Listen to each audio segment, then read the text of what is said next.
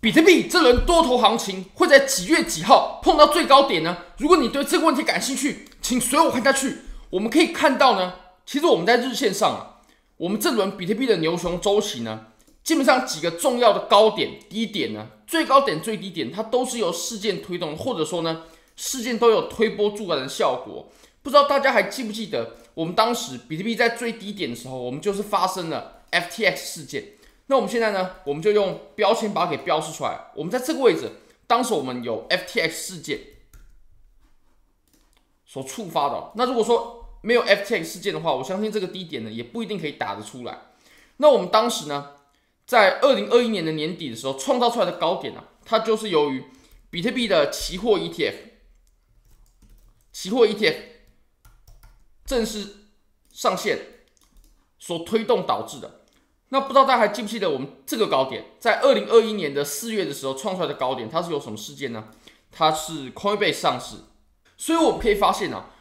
我们比特币的主力庄家，他非常习惯用一些事件来去推动比特币到最高点，或者说到最低点。那我认为呢，我们这轮小牛啊，比特币其实也不例外。我认为我们这一轮呢，很有可能就是比特币 ETF。它有消息了，不管是什么消息了，就比如说可能它通过了，或者说它没通过，那很有可能就会造成我们这一波的最高点。那我们就来看一下，目前呢，比特币 ETF 它的最大的期限是到什么地方？我们第3次呢，会在1月中的时候，明年的1月中会有一次可能给出结论的时间了。那下一次呢，就会到3月中了。我们现在日线上呢，把它给标示出来了。那大家可以发现呢，基本上非常清晰。这个就是目前比特币的主力呢，它所惯用的手法，它惯用的方式。那我们回到日线上，我们对于这一轮的上涨呢，我们做一些比较精确的判断。我们可以发现呢，我们先把1月15号给标示出来，这个是我们第一个有可能发出最后这个消息面的时间。那再来呢是3月15号、1月中还有3月中。那我个人认为呢，我们要最在意的就是第二个这个 iShares 的 Bitcoin Trust， 因为它是由贝莱德，大家都知道，其实大家最关心的都是贝莱德他所提出的这个 ETF 嘛。那如果说贝莱德这个能通过的话，我相信其他也会相继通过。它的最大的期限是到3月15号，那我就认为呢，我们最后呢非常有可能在3月15号的时候，然后就有这个消息最后的答案。那我也会认为呢，不管是过或不过，我们在3月15号之前呢，就是我们消息它会慢慢发酵的时间点其实我们可以回到周线我们会看到，虽然说这个消息面呢，或许在 FTX 事件之前它是不可预期的，但是呢，我们这段的上涨，还有这段的上涨呢，其实当中它都有我们之前所说消息面的影响当这段上涨的时候呢，有很多人就认为，Coinbase 上市之前它应该来涨一涨。比特币期货 ETF 上市之前呢，比特币应该涨一涨，所以它也有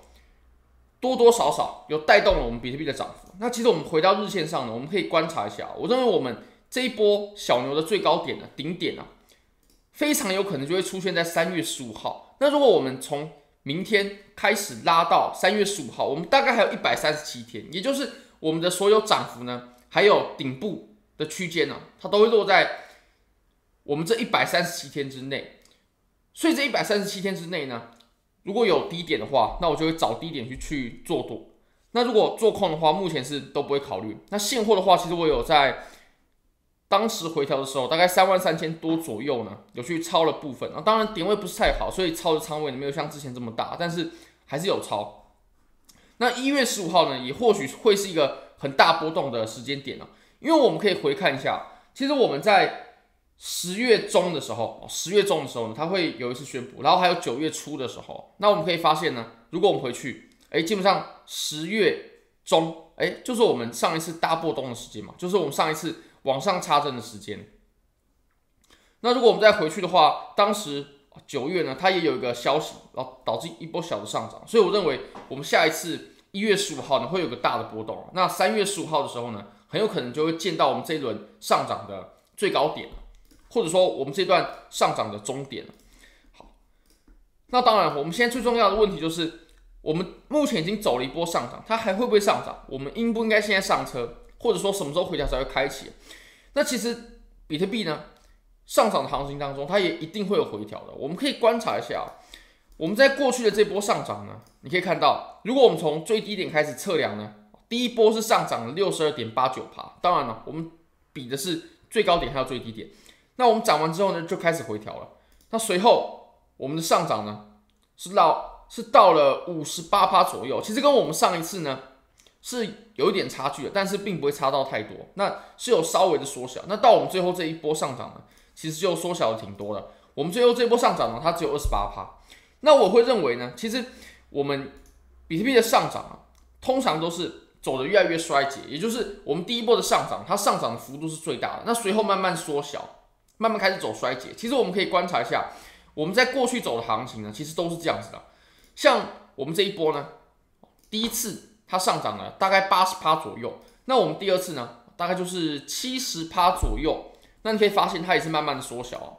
但我认为最明显的呢，是我们前面这一波上涨。我们这前面的上涨呢，第一波上涨了311%，第二波呢是上涨了110左右。你可以看到我们后面就是走越来越衰竭哦。基本上每一次的上涨，它都是走的这样的剧本的，或者说有这样的潜力可以参考。那我也会认为我们第一波的上涨呢，也会是走的上涨幅度最大的一次。那我们走到现在呢，